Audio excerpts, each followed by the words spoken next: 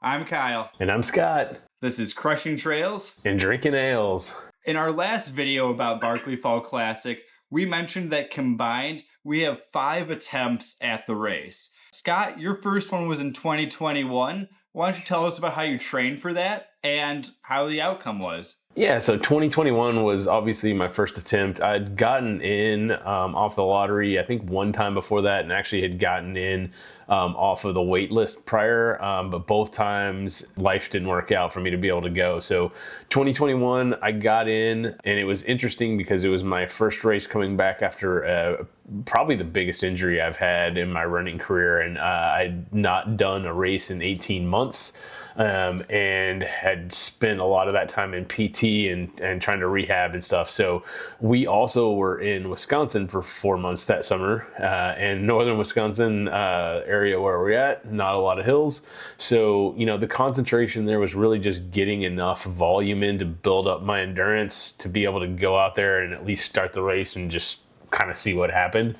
And so, I didn't have a gym available, so I was doing some squats and lunges and those sorts of things because I knew there was elevation involved, but I really had no idea what I was getting myself into, having never been to Frozen Head before. We also got tagged with some pretty brutal weather, lots of rain, lots of mud, and as you know, if, the course gets pretty brutal when that happens. It slows you down a lot. So I ended up timing out at about 10 and a half hours, about halfway up Rat Jaw. I still think I probably could have gotten the marathon finish that year had the weather been better, but DNF'd. I went into that race not knowing whether I was going to be able to run ultras anymore. So the fact that I was able to do 10 and a half hours with no pain kind of was very reassuring to me. So even though it was a DNF, I still kind of, felt like it was a good result for me.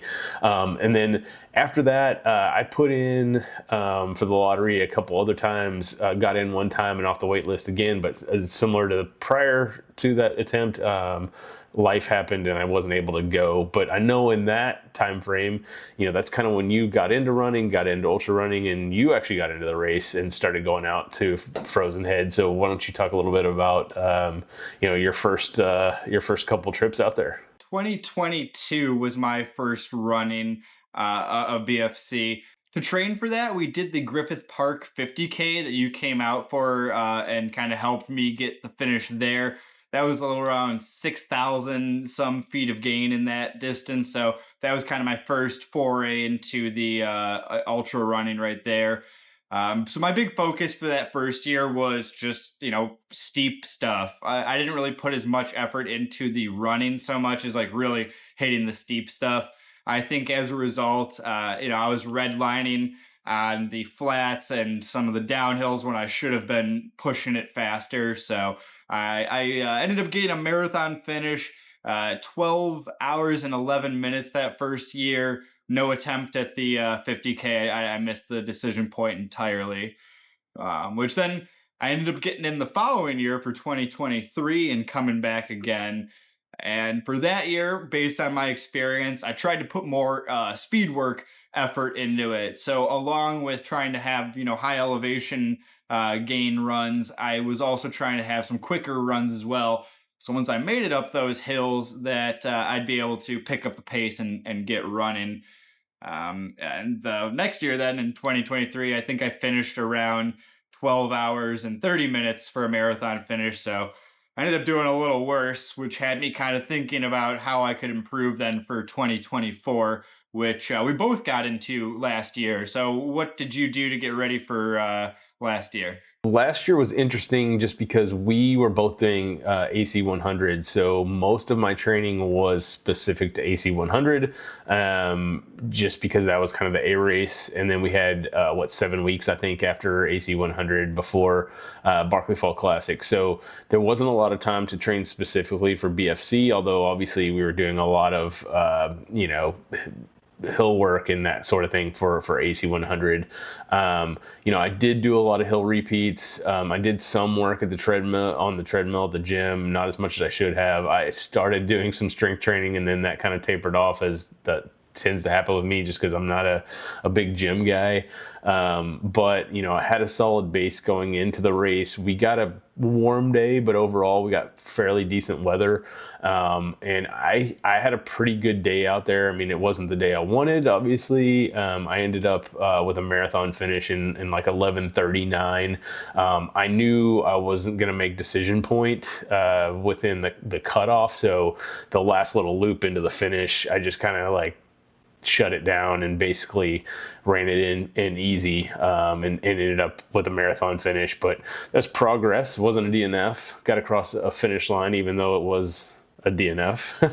But I know we obviously passed each other a few times. I was kind of leading for a while, and then you passed me, and I don't know, we probably went back and forth 2 or 3 times, but eventually you kind of pulled ahead. But do you want to talk about kind of how your year went last year? Going into 2024, I'd been building on the elevation gain over the years. I'd been trying to incorporate more of the speed work. So my goal was to get more strength training in. And very much like you, I did not really commit to that the way that I wanted to.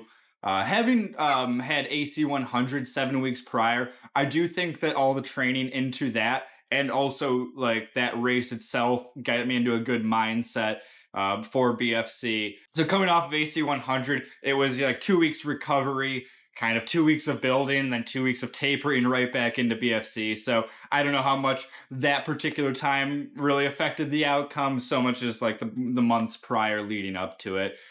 So that was kind of how it training went, and as a result, I do believe I had my best year. I got the marathon finish in like a little over 10 hours, missed the 50K cutoff for the third year in a row, but it was the closest ever with only a couple minutes. I've mentioned this before. So, um, you know, that's got me thinking about 2025. Like, I bought the map with the blazes so I know where I'm at out there after making that mistake. And that's got me thinking about training. So, what have you been doing this year and with the last few weeks we have before the race? This year's been a little bit different. Obviously, I feel like I've progressed from, a DNF to a marathon DNF, having not gotten the Croix. And then, I've spent the last 2 to 3 summers actually training through the heat here in Texas, which is pretty brutal to do long runs in. So I've kind of mixed things up this year. What I've been doing as far as my endurance portion of that is I've been alternating weekends. So one weekend I'll do a long run, and then the following weekend I'll do a long mountain bike ride instead, and then long run again. So been alternating weekends, and then I've been trying to get in at least one mountain bike ride, substituting out for a run as well, just to kind of, it's a little bit easier to ride in the heat than it is to run in the heat. So been doing that. I mean, I've got years of endurance, to kind of pull from, so I'm not too worried about, the lower running volume. And then additionally, I've been actually spending a lot of time in the gym, which is not a lot of fun.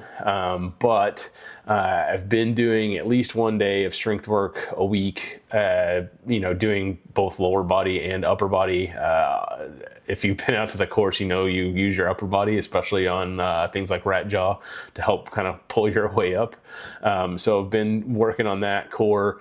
And then I've been spending 2 days a week either on the treadmill between 12 to 16% incline. I've also been on the stair stepper as well, doing interval workouts. So I'll do, basically my main set is 30 to 40 minutes of some sort of combination of intensity levels. And then what I'll do is I'll then get on the treadmill, put it on a decline, and run on a decline after doing those workouts. So it kind of simulates some of those climbs, and then having to run the descents, because that's the only way you're going to get a Croix, is to make sure you run the runnable stuff. So it's a little bit of a mixed bag this year, but I felt like it was worth kind of experimenting. And then, I've been having a lot of fun on the mountain bike. And if, as Andy Glaze says, if you're not having fun, you're doing it wrong. So just trying to mix things up a little bit this year, and make sure I'm enjoying things, since I'm having to be miserable in the gym. I want to be able to at least have some fun outside of the gym. So that's kind of how I've been structuring, my training. What about you? Unfortunately, after the fires out here, the trails that I like to go to have been closed down. So I haven't been on the trails as much as I like this year. I mean, after San Diego 100 attempt, I didn't get on until I answered the call and helped pace someone at AC 100 recently, which was a good 7 hours out there, around 19 miles, which I'm happy with. But I've been having to kind of rely on, hitting the local hills for repeats and trying to incorporate the strength work this year. I can't seem to do it like beforehand or after, so I'm just trying to incorporate it within my running and even just my everyday life. So at the top of the hills, after doing a repeat, 10 squats up there. When I get up in the morning, roll out of bed, trying to get some push ups, because as you mentioned, the upper body strength is important in this. When I'm around, like waiting in line, doing dishes, I'm trying to do some calf raises. Just finding all sorts of unique ways to incorporate more strength training into my day to day routine, and hopefully that's going to help. Outside of that, I have also been trying to keep the speed work going because once I get to the top of these hills, I want to be able to keep running, either be a downhill or flats, whatever that opportunity is. So, hopefully this is a year where I've done enough. I really thought last year was the one. So I'm hoping that, can confidently go into this year, even though it's going to be the toughest course ever. I see Laz is really building it up, but Ross Gap appears to be closed, so I won't have to deal with making a wrong turn in that section, which is nice. It's the hardest year every year, so we'll see when we get out there. We'll see if all the training that we've put in pays off for us. But prior to that, I think we're going to have one more video, kind of like, race week, sort of how we're feeling. We'll probably just do something quick. We're not going to talk about gear and nutrition. We pretty much went through that last year, and we kind of referred to it in the previous video as well from a gear standpoint. So you can definitely check out those old videos. We'll link to those in the description. We've got a gear breakdown and that sort of thing from last year. We'll be pretty much using the same gear and nutrition as we did before. So check those out. That's how we're training. But why don't you drop a comment and let us know, what you're doing to prepare for the race this year. Give us some advice. As two guys who haven't gotten to Croix yet, obviously we can use some help. Let us know. And, in the meantime, until you hear from us next, crush trails And drink ales.